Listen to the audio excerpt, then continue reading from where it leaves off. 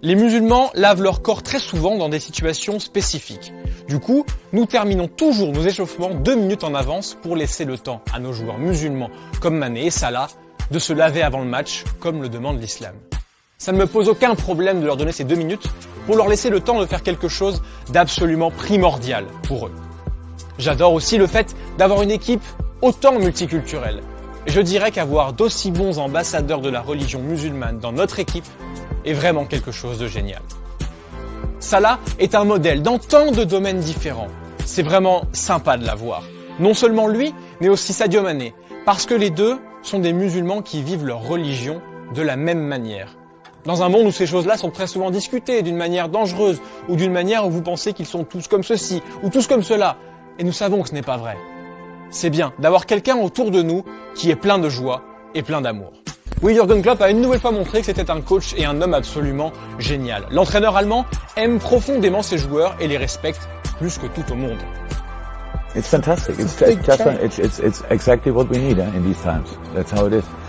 To see this wonderful young man, full of joy, full of love, full of friendship, full of everything, and in a world where we all struggle a little bit to understand all the things happening around on this planet. So, and it's just fantastic. It's fantastic to have him around.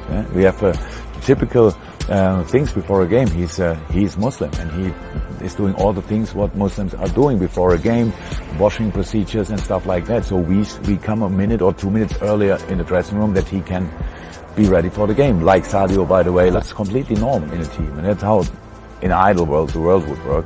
En adoptant cette attitude, Klopp contribue à ramener la paix à Liverpool. Et oui, on est très sérieux, car comme l'a dit Jürgen, Mané et Salah sont de formidables ambassadeurs de l'islam. Leur état d'esprit est tellement bon que les habitants de la Merseyside sont carrément en train de changer de mentalité. Depuis que Salah a rejoint Liverpool par exemple, la région résiste mieux à la criminalité. D'après une étude de l'université de Stanford, les crimes de haine ont en effet baissé de 19%. Et sur internet, les posts anti-islam ont même diminué de 50% du côté de la ville de Liverpool. L'étude pointe un effet Salah dans la lutte contre le crime et estime que ces résultats ont été obtenus parce que l'Égyptien est vu comme un modèle, comme un exemple positif. De son côté, Mané a lui aussi montré à maintes reprises toute sa bienveillance. Lui est issu d'une famille d'imams et prône constamment la paix. Pour moi, la religion est plus importante que tout. Je respecte les règles de l'islam. Le Sénégal est un pays avec 90% de musulmans et 10% de chrétiens. Et on vit en harmonie, comme des amis. Mon meilleur ami Luc est un chrétien et on vit une amitié sincère. En 2018 et 2019, Salah et Mané ont disputé la finale de la Ligue des Champions en plein Ramadan et donc à jeun. Et les deux joueurs avaient même refusé d'obtenir une dérogation d'un imam malgré la pratique physique. Jürgen Klopp n'y avait vu aucune objection, préférant leur laisser le choix. Et oui les amis, c'est aussi pour ça que l'Allemand est l'un des coachs les plus respectés de la planète. Alors d'autres joueurs sont aussi de superbes ambassadeurs de l'islam, Mesut Özil, N'Golo Kanté ou encore Paul Pogba.